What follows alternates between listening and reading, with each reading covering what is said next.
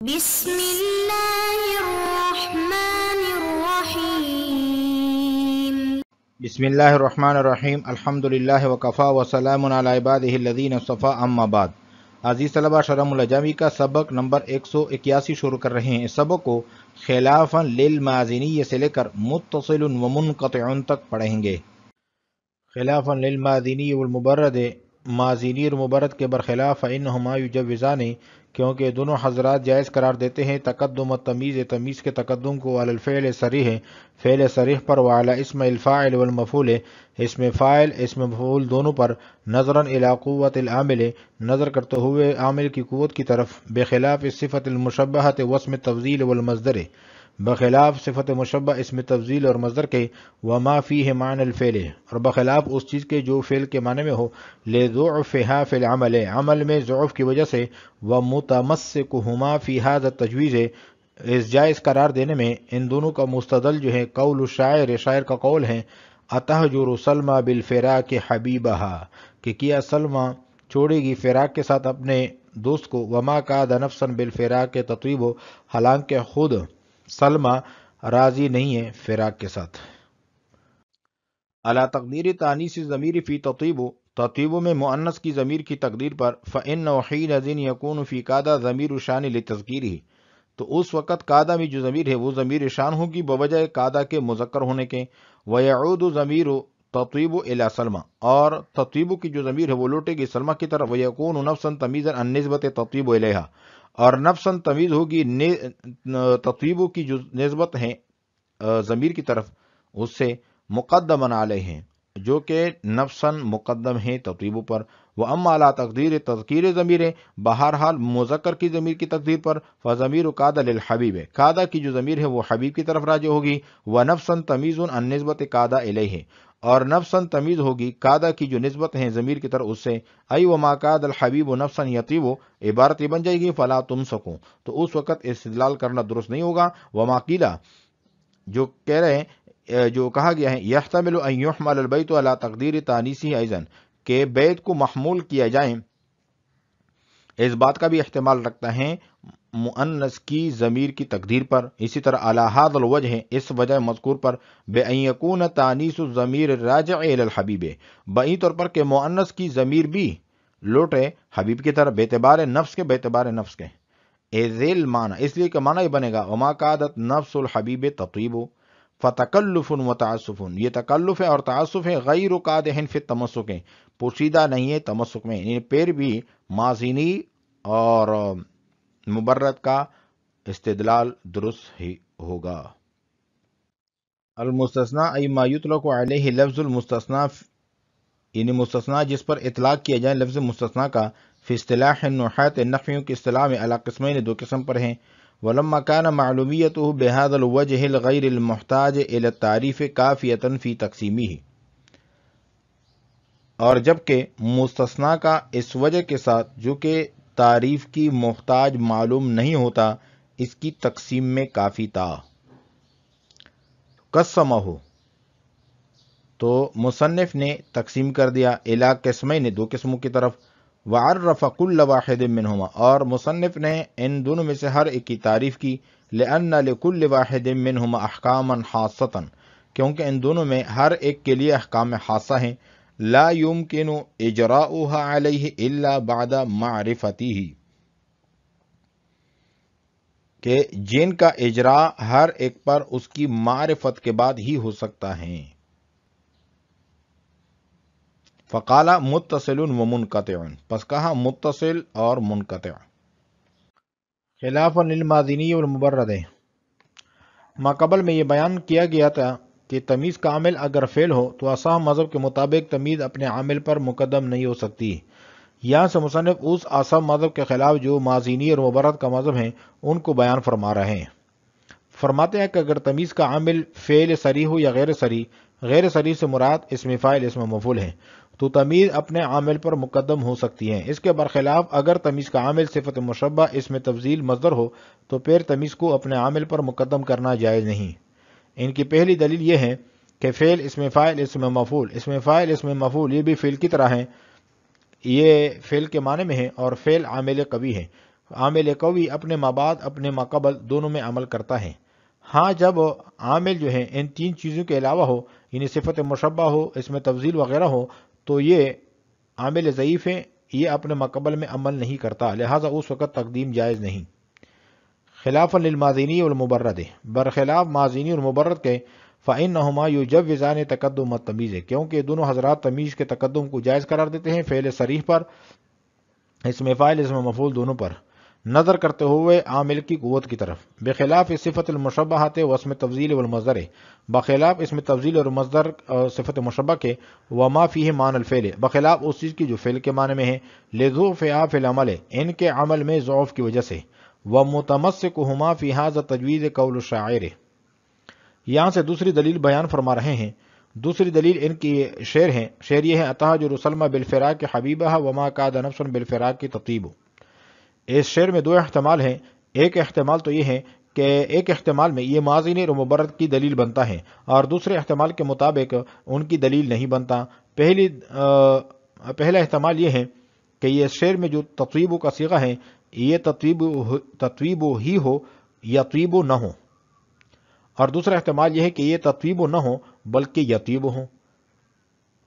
تو پہلا احتمال جو ہے تطیب، ان کے مطابق جو ہے یہ تطیب میں جو ہی ضمیر ہے یہ سلمہ کی طرف لوٹے گی، اور قادہ میں جو ضمیر ہے یہ ضمیر شان ہے، اس کا مرجع ماقبل میں نہیں ہے، اور معنی یہ ہو جائے گا کہ کیا سلمہ چھوڑتی ہیں فراق کے ساتھ اپنے دوست کو، حالانکہ وہ خود بھی فراق کے ساتھ راضی نہیں ہے، فراق پر راضی نہیں ہے۔ یہ مطلب اس صورت میں ہے کہ جب تطیب کی ضمیر سلمہ کی طرف لوٹے اور نفساً اس سے تمیز ہو کہ سلمہ بھی ذاتی طور پر فراق برداشت کرنے پر خوش نہیں ہے، اس صورت میں جو تمیز ہے وہ تطیب و فعل پر مقدم ہے، تو معلوم ہوا کہ تمیز کو مقدم کر سکتے ہیں جبکہ عامل فعل ہو۔ اور دوسرا احتمال یہ ہے کہ تطیب مؤنث کا صیغہ نہ ہو بلکہ مذکر کا صیغہ یطیب ہو، اس صورت میں یطیب کی ضمیر حبیب کی طرف لوٹے گی نہ کہ سلمہ کی طرف، اور قادہ کی ضمیر بھی حبیب کی طرف لوٹے گی کیونکہ دونوں مذکر کے صیغے ہیں۔ اس صورت میں قادہ کی ضمیر شان نہیں ہوگی اور نفساً قادہ کی ضمیر کی طرف سے نسبت واقع ہے، اس صورت میں عبارت اس طرح ہوگی، وما قاد الحبیب نفساً یطیب۔ اس صورت میں یہ شعر استشہاد کے طور پر درست نہیں ہوگا کیونکہ اس صورت میں نفساً اپنے عامل پر مقدم نہیں ہے بلکہ مؤخر ہے، اور اس صورت میں شعر کا یہ ترجمہ ہوگا کہ کیا سلمہ اپنے عاشق کو فراق میں مبتلا کر کے چھوڑ دے گی حالانکہ اس کا عاشق جدائی سے خوش نہیں ہے۔ پہلے احتمال میں برابری کا دعویٰ تھا اور دوسرے احتمال میں برابری کا دعویٰ نہیں ہے۔ وہ متمسکہما فی ھذا التجویز ہے، اور اس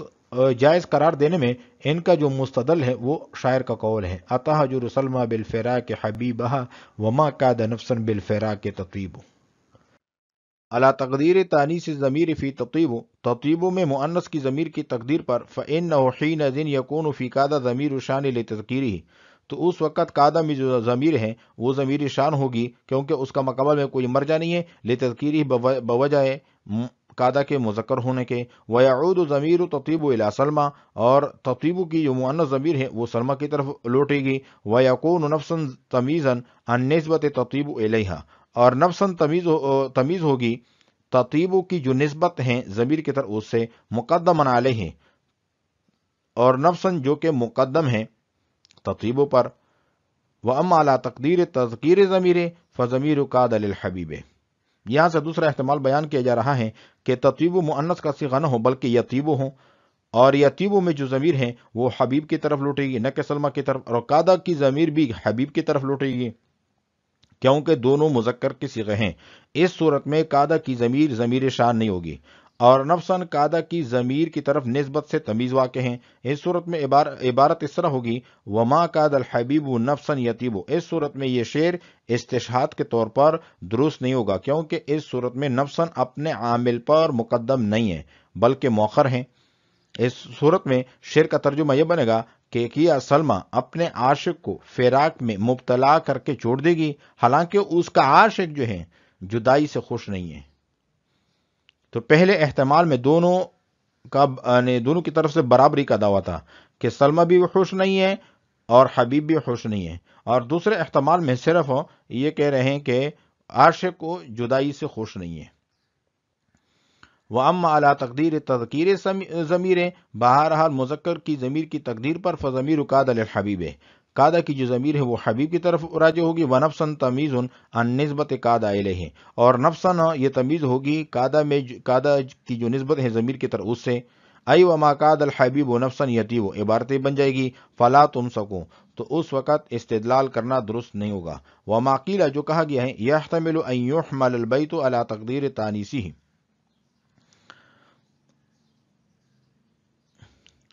شارح نے شعر کے دو احتمال بیان کیے، ایک احتمال میں اس شعر میں ماضینی اور مبرد کے لیے استدلال تھا، اور دوسرے احتمال میں ان کے لیے استدلال نہیں تھا۔ بعض لوگوں نے پہلے احتمال کو بھی، جس میں مبرد اور ماضینی کے لیے استدلال تھا، اس معنی پر محمول کیا ہے کہ ان کے لیے استدلال نہ رہے،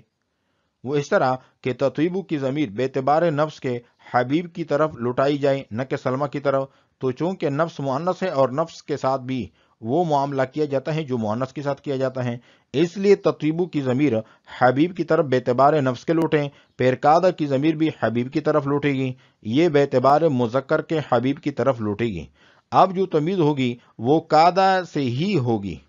تطیبو سے نہیں ہوگی۔ اصل عبارت یوں بن جائے گی، وما قعدت نفس الحبیب تطیبو، اس صورت میں تطیبو مؤنث کی صورت میں بھی، یعنی پہلے احتمال کے مطابق بھی، اس شعر میں ماضینی اور مبرد کے لیے استدلال کی گنجائش نہیں رہے گی۔ لیکن شارح فرماتے ہیں کہ یہ سارے کا سارا تکلف اور تعسف ہیں جو ماضینی اور مبرد کے استدلال سے مانع نہیں ہیں۔ شارح پہلے احتمال کے مطابق ماضینی اور مبرد کے شعر سے استدلال کو درست سمجھتے ہیں، اس لیے اس احتمال کو تکلف اور تعسف قرار دے رہے ہیں۔ شارح اس احتمال کو تکلف اس بنا پر کہہ رہے ہیں کہ اس میں تطیبو کی ضمیر مؤنث نفس کے اعتبار سے مذکر حبیب کی طرف لوٹا دی گئی ہے، حالانکہ ضمیر مؤنث سلمہ مؤنث ہی کی طرف لوٹنی چاہیے، سیاق کلام اس کا مقتضی ہے۔ تعسف اس بنا پر کہہ رہے ہیں کہ اگرچہ ضمیر مؤنث کا مرجع نفس کو بنایا گیا ہے، مگر اس سے مراد مذکر ہی ہے، نتیجتاً یہ بات نکلے گی کہ مؤنث کی ضمیر مذکر کی طرف لوٹائی گئی ہے، حالانکہ ظاہر اور واضح بات یہ ہے کہ تطیبو کی ضمیر مؤنث کی طرف لوٹ رہی ہے، کیونکہ ضمیر مؤنث کا یعنی مرجع مؤنث ہوتا ہے اور ضمیر مذکر کا مرجع مذکر ہوتا ہے، لہٰذا یہ سارے کا سارا تکلف اور تعسف ہیں۔ ایضاً وما قیل، جو کہا گیا ہے، یحتمل کہ احتمال رکھتا ہے، ان یحمل البیت علی تقدیر تانیسی، کہ بیت کو محمول کیا جائے مذکر مؤنث کی ضمیر کی تقدیر پر، اسی طرح وجہ مذکور پر، بأن یکون تانیث الضمیر الراجع الی الحبیب، کہ مؤنث کی ضمیر لوٹے حبیب کی طرف بے اعتبار نفس کے، اذ المعنی، اس لیے کہ معنی یہ ہوگا، وما قعد نفس الحبیب تطیب فتکلف، تو علامہ جامی فرماتے ہیں کہ یہ تکلف ہے، وتعسف، اور تعسف ہے، غیر قادح فی التمسک، پوشیدہ نہیں ہے تمسک میں، یعنی استدلال کرنا پیر بھی درست ہیں ماضینی اور مبرد کا۔ المستثنیٰ ای ما یطلق علیہ لفظ المستثنیٰ فی اصطلاح النحاة علی قسمین، یہاں سے مصنف مستثنیٰ کے بارے میں بے شروع کر رہے ہیں منصوبات میں سے، اور استثناء کا لغوی معنی ہے اخراج، نکالنا، مستثنیٰ کا لغوی معنی ہے مخرج، نکالا ہوا، جس کو کسی سے نکال دیا گیا ہو۔ مستثنیٰ کے اصطلاحی معنی اور اس کی تعریف کے بارے میں یہ اہم بات ذہن میں رہیں کہ مستثنیٰ کی کوئی ایسی جامع تعریف نہیں ہے جو دونوں قسموں کو شامل ہو، کیونکہ مستثنیٰ کے جو دونوں اقسام ہیں ان کے الگ الگ احکامات ہیں اور اس لیے الگ الگ ان کی تعریف بھی ہے، تو لہذا ماتن نے بھی پہلے تعریف نہیں کی بلکہ پہلے ان کی اقسام کو بیان کیا ہے کہ مستثنیٰ دو قسم پر ہیں، متصل، منقطع۔ المستثنیٰ ای ما یطلق علیہ لفظ المستثنیٰ فی اصطلاح النحاة، اس عبارت میں شارح یہ فرما رہے ہیں کہ مستثنیٰ کا لغوی معنی مراد نہیں بلکہ اصطلاحی معنی مراد ہیں، یعنی جس سے نحوی مستثنیٰ کہتے ہیں وہ مراد ہیں۔ یہاں سے ایک سوال بھی ہو سکتا ہے، سوال یہ ہے کہ ماتن نے مستثنیٰ کی تعریف نہیں کی اور تقسیم پہلے کر دی، حالانکہ ہر چیز کی تعریف پہلے ہوتی ہے، تقسیم بعد میں ہوتی ہے، تو اس کا جواب یہ ہے کہ اصطلاحی مستثنیٰ کی کوئی ایسی جامع تعریف نہیں ہے جو پہلے کی جاتی اور تقسیم بعد میں کی جاتی، بلکہ ہر قسم کی اپنی الگ الگ تعریفیں، اس وجہ سے پہلے اقسام بیان کی ہیں، پھر دونوں قسموں کو الگ الگ ان کی تعریفیں کی ہیں۔ المستثنا ای ما یطلق علیہ لفظ المستثنا فی اصطلاح النحاة، مستثنا یعنی جس پر اطلاق کیا جائے لفظ مستثنا کا نحوی کی اصطلاح میں علی قسمین دو قسم پر ہیں۔ ولما كان معلومیته بهذا الوجه الغیر المحتاج الى التعریف کافیۃ فی تقسیمہ، اس عبارت کا مطلب یہ ہے کہ اس عبارت سے شارح اس بات کی وضاحت کر رہے ہیں کہ جب مستثنا کہہ دیا تو مستثنا کہنے سے لغوی طور پر مخرج کا معنی ذہن میں آ گیا، اسی لیے تقسیم کرنے کے لیے ذہن میں اس مفہوم کا آ جانا اور اتنا ہی کہہ دینا کافی تھا۔ المستثنا، مستثنا کہنے کے بعد اس کی تقسیم شروع کرنے کا جواز بنتا ہے، اسی وجہ سے ماتن نے مستثنا کہا ہے اور آگے تقسیم شروع کر دی۔ ولما كان معلومیته بهذا الوجه الغیر المحتاج الى التعریف،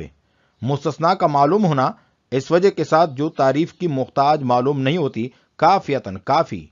کافی تھی فی تقسیم ہی تقسیم میں۔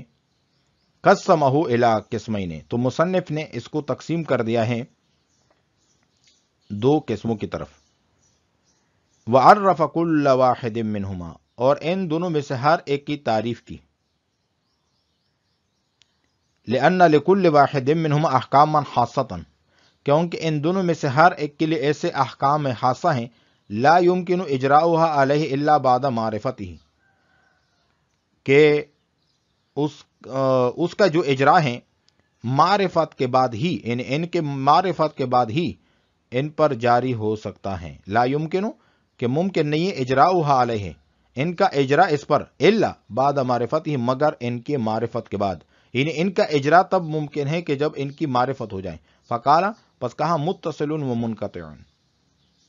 کہ مستثنا جو ہے دو قسم پر ہیں، متصل ہے اور منقطع ہیں۔ آج ہم نے پڑھا ہے خلافاً للمازنی سے لے کر متصل و منقطع تک۔ وعلیکم السلام ورحمۃ اللہ تعالی وبرکاتہ۔